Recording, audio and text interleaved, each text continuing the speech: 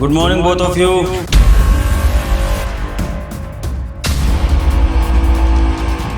Good morning sir.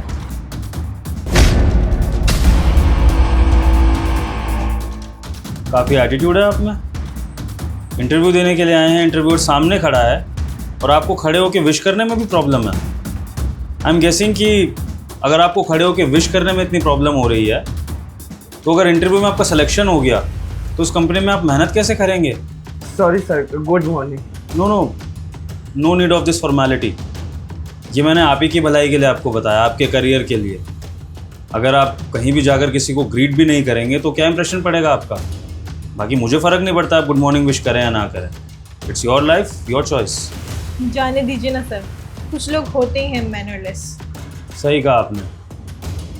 ठीक है, आप बैठिए, इंटरव्यू स्टार्ट करते हैं। Okay sir, thank you. Okay, let's start with your CV. सबसे पहले आप लोग अपने सीवीज दिखाइए मुझे। सर, मेरी सीवी। आपका सीवी बाद में चेक होगा, पहले मैं इनका सीवी चेक करूँगा। लाइए। ये लीजिए सर।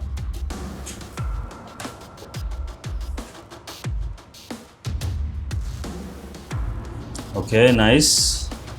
मिस कंचन, डिग्रीज और क्वालिफिकेशंस तो आपके अच्छे हैं, बट एक चीज़ की प्रॉब्लम है मिस कंचन। आपके पास मार्केटिंग का एक्सपीरियंस तो है लेकिन सेल्स का एक्सपीरियंस नहीं है, और ये जॉब सेल्स मैनेजर की है। तो अगर सेल्स का एक्सपीरियंस नहीं होगा तो फिर सेल्स मैनेजर की पोस्ट पे हायरिंग कैसे होगी आपकी? सेल्स में मेरा एक्सपीरियंस नहीं है, लेकिन मार्केटिंग में मेरी नॉलेज बहुत अच्छी है। मैं आपकी कंपनी को बहुत अच्छे आउटपुट्स दूंगी। और सिर्फ सेल्स का क्या है, मैं जूनियर कैंडिडेट से सीख लूँगी। मुझे इसमें कोई इशू नहीं है कि मुझे नॉलेज जूनियर से लेनी पड़े या सीनियर से। और वैसे भी सर, मैं ना सारी चीज़ें बहुत अच्छे से मैनेज कर लेती हूँ। Don't worry about that. Sir, मुझे सेल्स की नॉलेज है और एक्सपीरियंस भी है 3 साल। लिसन, आइंदा से बीच में मत टोकना मुझे। मैंने आपकी पहली गलती को नज़रअंदाज कर दिया, लेकिन ये गलती मैं टॉलरेट नहीं करूँगा। Be in your limits and थोड़े से अपने मैनर्स सिखाइए। ओके मिस कंचन, तो आपके पास सेल्स का एक्सपीरियंस नहीं है। चलिए ठीक है, फ़िलहाल के लिए आप अपना सीवी पकड़िए और फिर मैं डिसाइड करके बताता हूँ कि क्या हो सकता है क्या नहीं। Hope for the best. मैं थोड़ी देर में आता हूँ, तब तक आप लोग रिज़ल्ट का वेट करिए, किसका सिलेक्शन होता है किसका नहीं। सर, मेरा तो सीवी चेक कर लीजिए और मेरे बारे में भी तो देख लीजिए कि कितना पढ़ा लिखा हूँ, कितनी नॉलेज है मुझे। एक बार मेरी भी सीवी देख लीजिए। मिस्टर, यहाँ पे इंटरव्यूअर कौन है? आप। तो फिर मेरा चॉइस होगा ना कि मुझे किसका सीवी चेक करना है, किससे बात करनी है ना? आप मुझे नहीं गाइड करेंगे। So please don't instruct me and please don't interrupt मी। मेरा जो मन करेगा मैं वो करूँगा, आप मुझे नहीं बताएंगे। अगर आपको लगता है कि आप रिजेक्ट हो गए हैं तो आप जा सकते हैं, और अगर आप रिज़ल्ट का वेट कर सकते हैं तो रिज़ल्ट का वेट करिए, क्योंकि मेरी बात मानने के अलावा आपके पास कोई और चॉइस नहीं है। Got it? सो प्लीज़ कोई और बहस नहीं। मैं आ रहा हूँ, आप लोग रिज़ल्ट का वेट करिए।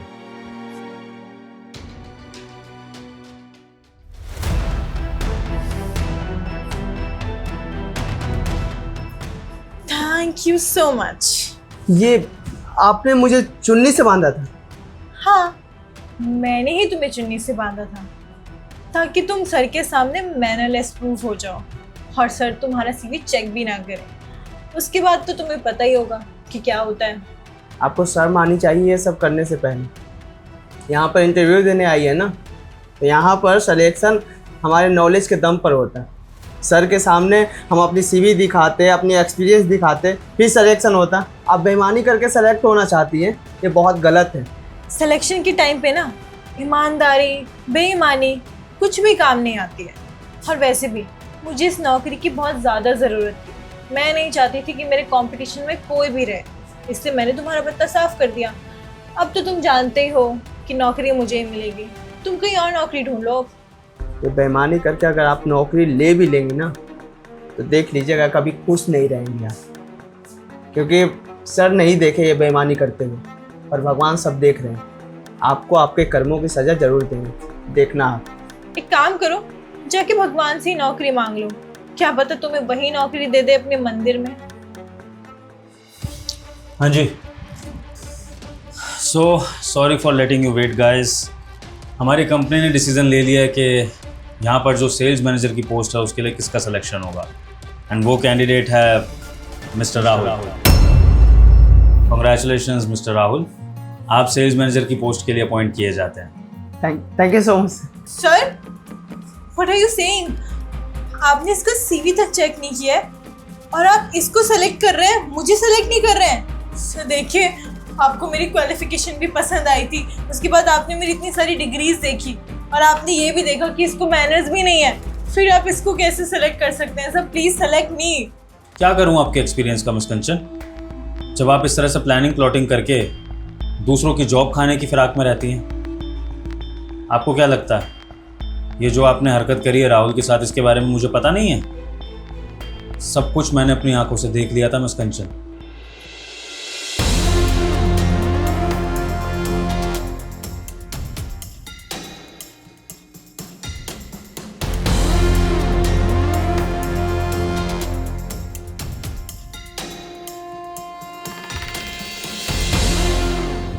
सो देखिए, मुझे नहीं पता था कि आपको सारी सच्चाई पता चल जाएगी या फिर खुद आप अपनी आंखों से देख लेंगे सारी सच्चाई।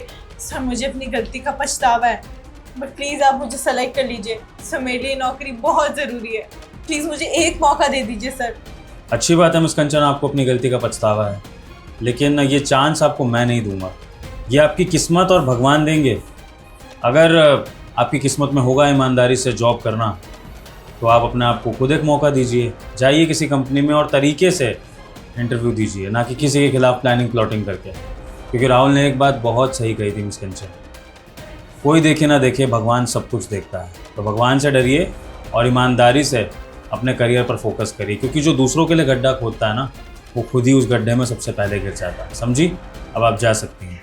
सर प्लीज़ एक चांस दे दीजिए, एक बार सोच लीजिए। देखिए मिस कंचन, रिक्वेस्ट करने से कोई फ़ायदा नहीं है, प्लीज़ जाइए।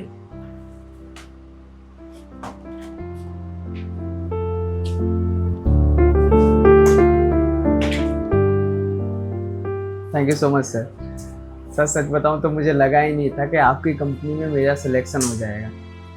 सर अभी जो मेरे साथ हुआ है ना, उसको देखकर मुझे एक बात तो समझ में आ गई कि बुराई कितनी भी बड़ी हो जाए, लास्ट में हमेशा अच्छाई की ही जीत होती है। बिल्कुल सही कहा राहुल, इसलिए ज़िंदगी में अपने ईमानदारी और अच्छाई के रास्ते को कभी मत छोड़ना। चाहे रास्ते में कितनी ही मुश्किलें क्यों ना आ जाए, कितने ही ऐसे लोग आ जाएं जो तुम्हें नीचे गिराने की कोशिश करें, लेकिन तुम सच्चाई के रास्ते पर चलते रहना राहुल। Yes sir. ठीक है मिस्टर राहुल, तो कल मिलते हैं आपकी नई ड्यूटीज़ के साथ। Welcome to our company.